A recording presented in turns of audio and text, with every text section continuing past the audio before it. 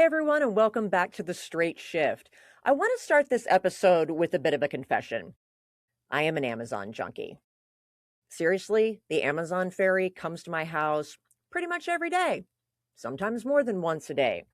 I know my regular driver by name. His name is Jeff, but I call him Mr. Amazing. He actually gave himself that name, but he earned it when he helped me unload a whole bunch of flat pack IKEA furniture from the trunk of my car, threw it over his shoulder like a superhero, and carried it into my house. I kid you not. That is the relationship that we have. So when Amazon announced that they were launching Amazon Auto, I laughed and said, of course they are, because if anyone could pull this off, it's Amazon. They built an entire empire around one thing: convenience.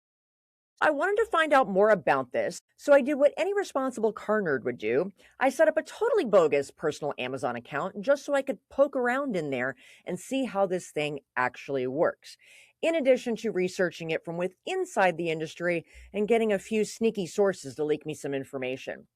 And that led me to one very important question. Can you really buy a car on Amazon? And more importantly, should you?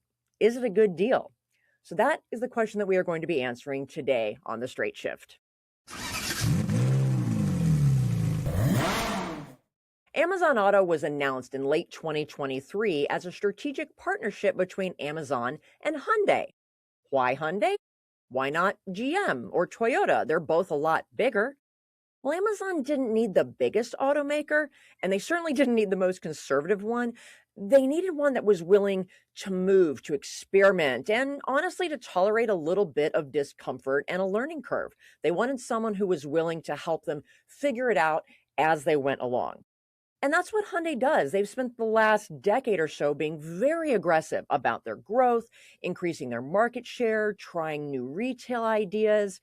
While Toyota is very famously conservative and methodical. They rush into nothing. That's why it took them 14 years to finally redesign the Sequoia. They don't like beta programs. They don't like to upset the status quo. That's part of the Japanese tradition, and it's what helps keep Toyotas really reliable. But it doesn't make them a good partner to try something new.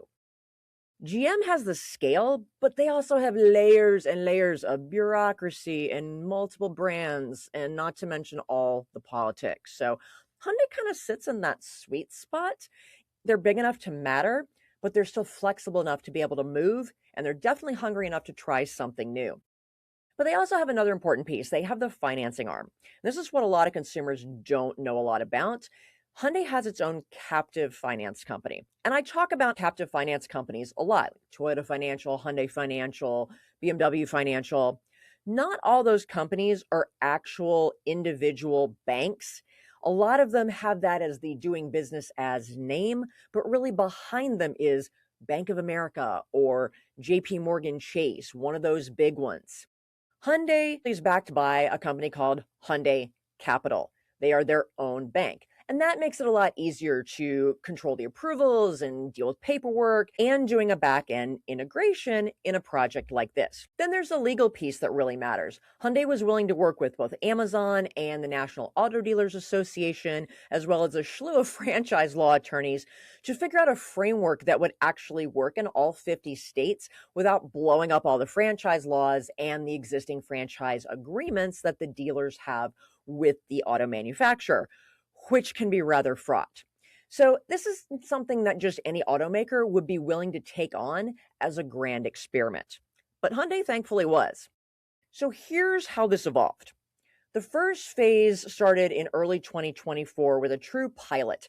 Amazon employees themselves were acting as customers, and they were working with a very small group of select Hyundai dealers in just a handful of major metro areas. Seattle, because that's Amazon's backyard, Los Angeles, Atlanta, New York City, and Denver. They wanted to get different state laws and different titling systems involved because California is a pain in the butt. New York has its quirks. So they wanted to be able to test a lot of different variables in state laws and back-end processes that are dictated by those laws.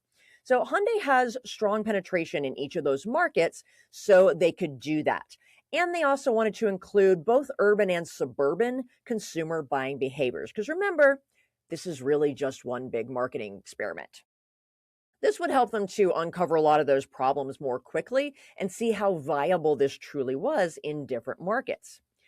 So by the middle of 2024, they expanded that pilot to the family and friends of Amazon employees. And then by the end of 2024, they opened up the beta to the public and expanded to 48 cities. Still limited to just new Hyundai cars, but they were VIN-specific listings. So this was actual inventory, not hypothetical build your car or this type of Hyundai, this make, this model, this trim level. No, it was tied to actual inventory that was available. The search radius was capped at a maximum of 75 miles from the user's main address. And I'll talk about why that is a little bit later. And it also features fixed non-negotiable vehicle pricing that is displayed up front, kind of like CarMax does in the used car world. And you could either select to pay cash or finance online, but only through Hyundai's captive finance company. They allowed you to upload documents to their server and get all the digital paperwork done ahead of time, but the deal still has to be completed at the dealership. Pilot contained no leasing, very limited information on trade-ins. You were pretty much on your own with that. No test driving. And of course, no home delivery. The Amazon Ferry is not going to show up in 2 days with a car on your front doorstep. And there are also no guarantees, no returns, nothing that has really defined Amazon's level of customer service that people have grown to trust, more or less. But really what Amazon was doing was testing the process. Does this business model work? Does dealer onboarding work? Does the process work? Are we compliant with all of the laws? Where are the customers, the car buyers getting confused in this process? What do they like? What do they not like? Where are the dealers screwing up the process? Because this always happens.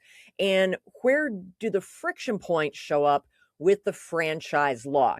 But they worked out a lot of the kinks and they started expanding. So by August of 2025, they officially expanded into some used and certified pre-owned vehicles, not just new cars. It was originally with a group of Hyundai dealers in Los Angeles with their certified pre-owned inventory, but they are quickly expanding that.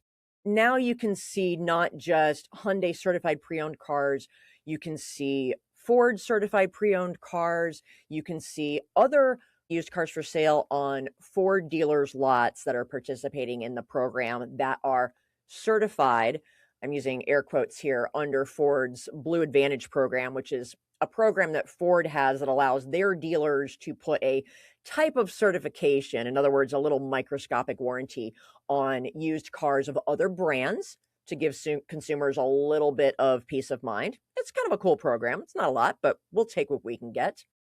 And they also got Hertz on board for selling their used cars. They sell their own used car fleets and have been doing that for years as opposed to just hauling them all to auction. So if you want to buy a slightly beat up, questionably maintained former rental car, you can also do that on Amazon. One of the things that they added was a few consumer-friendly protections that help it feel a little more like Amazon. There is a 3-day or 100-mile return policy on used vehicles. So that allows you to get it home and take it to your mechanic and get it inspected. If you do it really quickly and then say, nope, I don't like this, that's very similar to what Carvana has. And there's also a 30-day or 1,000-mile limited warranty on the used vehicles. This is something that a lot of dealerships do anyway. It is a very, very limited, basically the big parts of the engine and transmission only, not everything else that could possibly break. A little more of a marketing tool than actually something useful for the consumer, but again, better than nothing. But of course, the truly manufacturer certified, like Hyundai's certified pre-owned vehicles, still carry the certification warranty from Hyundai, which is the best in the business. So where is Amazon Auto today? Here we are sitting in early 2026. It is still very, very much in the beta testing phase, which it says if you go onto Amazon Auto, it says literally beta. And that's okay because they are making this up and figuring it out as they go along. And each time they get everything perfected, they get their processes stabilized, things are working, then they expand. It's smart. You don't want to just roll out this thing everywhere. Just like how the robo-taxis have been in very specific places, they're testing them out. Amazon is doing the same thing. But because this is what they do, they are ultimately a technology company, an e-commerce platform. They have a lot of resources and a lot of experience to build on, so they tend to do it better than everyone else. So today, Amazon Auto is available in about 130 US metro cities, and that is probably growing by the day.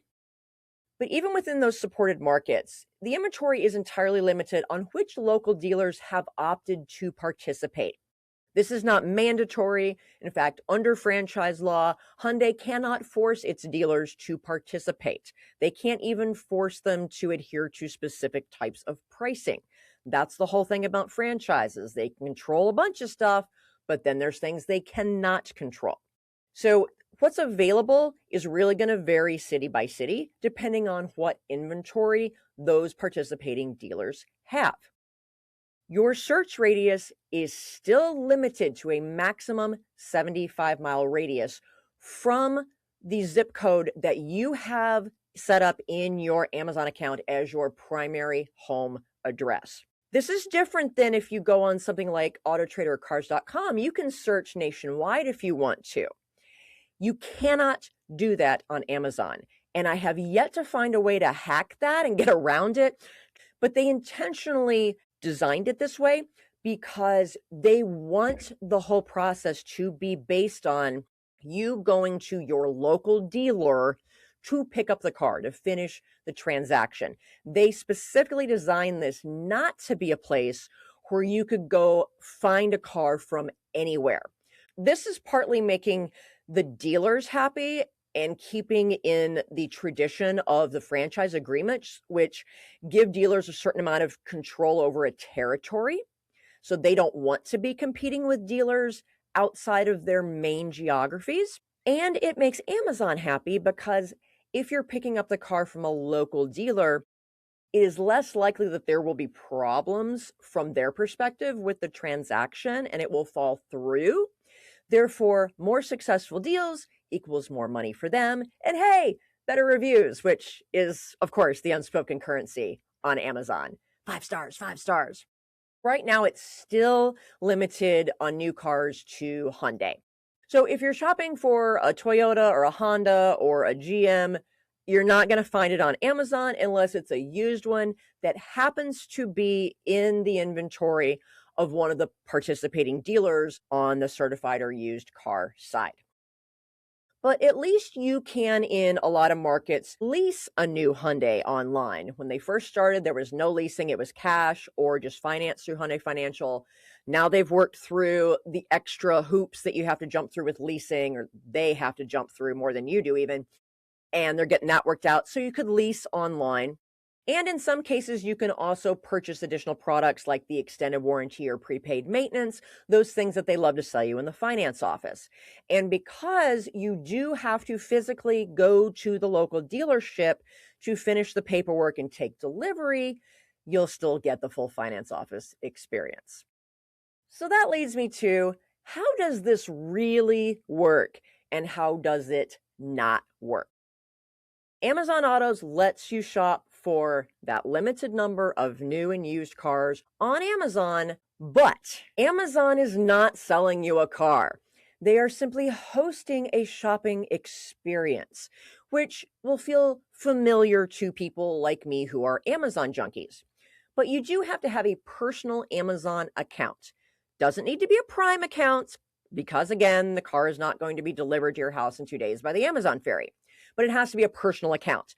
I happen to have a business account through Amazon, so mine didn't work, hence why I had to create a bogus one to go out there and do my research.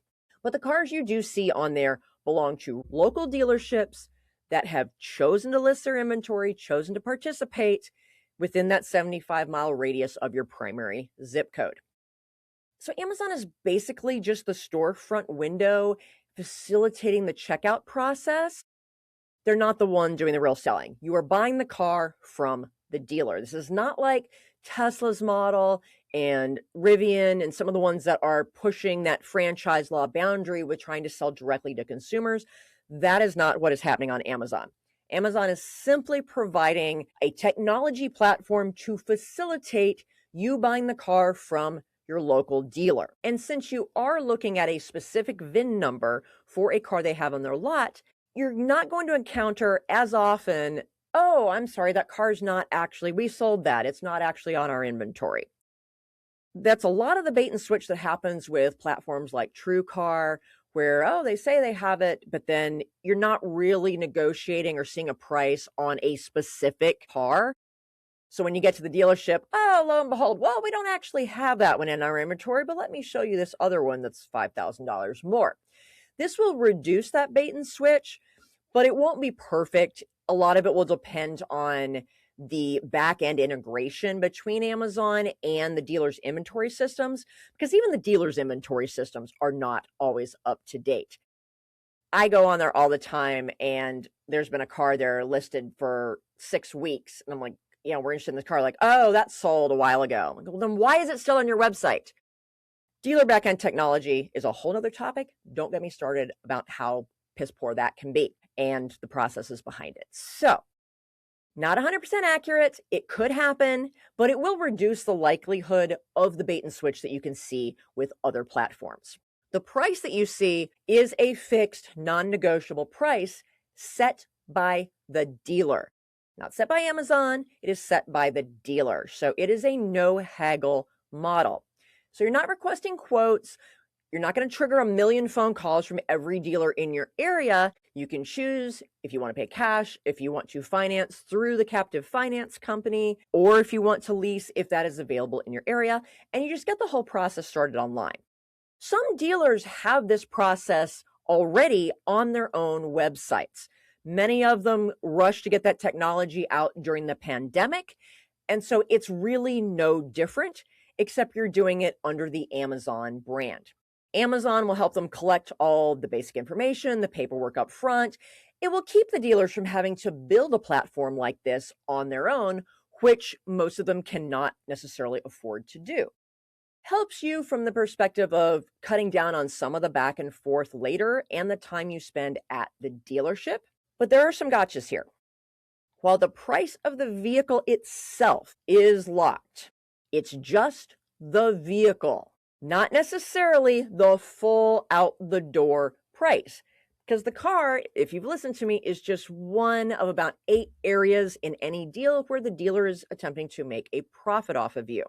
They're a business, that's their job, but it does not protect you from getting to the dealership to sign the paperwork and then finding out there's this $3,000 protection package with the cheap ceramic coating and the nitrogen in the tires and the wheel locks and whatever dealer added on crap that they want to put on the car. That's not necessarily disclosed up front. And then, of course, you still got your taxes, your registration, dealer fees. So it doesn't lock in necessarily the out-the-door price. Again, they are relying on you focusing entirely on just the price of the actual car that you're buying, not all the other areas that they have found out where they can make their money. So this is where the bullshittery can still happen. Trade-ins are now also part of the process, but there's nothing magical here. And Amazon is not buying the car. This works exactly the same as it does everywhere else. On dealer websites, on AutoTrader, everything. It is a third-party estimator system, usually backed by NADA. There's a couple different back-end vendors for it. But it's a system that is designed to give you a nice low-ball offer for your trade, contingent on the dealer actually seeing it in person and giving them the opportunity to give you a dozen reasons why it's not even worth that much. So again, convenient, but not necessarily to your financial advantage. They do let you schedule the pickup, which is just like scheduling your appointment at the dealership, not prime delivery. You're still physically going to that dealership to get the car, to sign all the paperwork. You can test drive it before you sign all that paperwork. And I tell everybody to do that no matter how you are buying a car. Always at least look it over, test drive it if you haven't test driven it, just to make sure everything's good to go before you sign on that dotted line. But really, once you get to the dealership, it's kind of the same experience. It's going to be a little more streamlined, but you're still going to go through the finance office. They are still going to try and hard sell you on the finance products because this is where they make so much of their money. The dealers don't make profits on the cars themselves typically. They make it everywhere else in the deal. And that finance office is critical. So just be aware that you're still going to get the hard sale once you come onto their lot, their property. You're in their house. It's their turf. Amazon is not magically eliminating the dealership from this equation. So it doesn't guarantee in any way, shape, or form that you're getting a good deal. And it doesn't remove every opportunity for the bullshittery. The best way to think of this is it makes the front half of the car buying process feel a little more familiar and less chaotic, but the back half is business as usual. I guess it's kind of the mullet of the car buying world now. Business up front, party in the back. Anyway, to truly understand how this is different from all the existing platforms like TrueCar, AutoTrader, Cars.com, we need to understand how those platforms work from the dealer's perspective and for you. They are primarily lead generation tools built for dealers. Nothing wrong with that. It makes it easier for you to search for cars and find things. And I use AutoTrader and Cars.com all the time. I think they're great platforms. But they're just search tools, which is then a lead generation for the dealers. That's why the dealer pays to list their cars there, and it's free for you to use. Remember, anything that's free to us as consumers to use isn't really free. We pay for it one way or another. And all of these tools were built for the dealers first, not for the consumers, because that is the side of the bread that is buttered for these companies. That is who is paying the bills. TrueCar took it a step further by showing what upfront pricing kind of looks like, but at its core, it's still a lead generation platform and one that has proven problematic, and some manufacturers have forbidden their dealers from even using it. So again, from your perspective, is it somewhat convenient? Yes. Is it really in your best interest? Is it designed for your value? No, of course not. Any of these things are designed to give value to whoever is paying the bill. Amazon has built their empire on convenience, as I said at the beginning. And there's nothing wrong with that. I am a perfect example of their target market. And a lot of us will pay more for that convenience. Yes, I can buy toothpaste cheaper 2 miles down the road at Walmart than I can ordering the same toothpaste on Amazon. But you know what?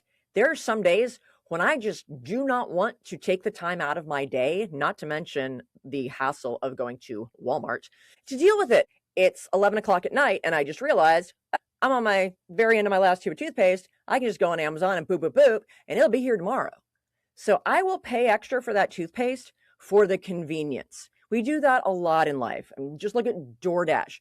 So many of the services that we pay for now are truly about our convenience. And we know, or we should know, that we are paying more for that. And sometimes that's okay. And if that is what it is about for you, I mean, that's exactly what it was with CarMax. It was more about, hey, no haggling. Well, that doesn't mean you're getting a good deal. It just means that you're not going through the hassle of haggling. You're giving up that power to get yourself a better deal, to just not have to deal with the whole game behind it. This is the exact same thing. Ultimately, Amazon has not built anything truly new. They're making it feel new with a lot of marketing hype. But from the dealer's perspective, it is still pay to play.